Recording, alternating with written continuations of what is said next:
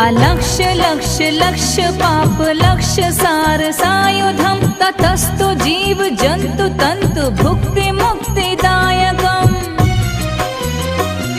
विरंचि विष्णु शंकर सखीय धाम वर्मदे त्वदीय पाद पंकजं नमामि देवी नर्मदे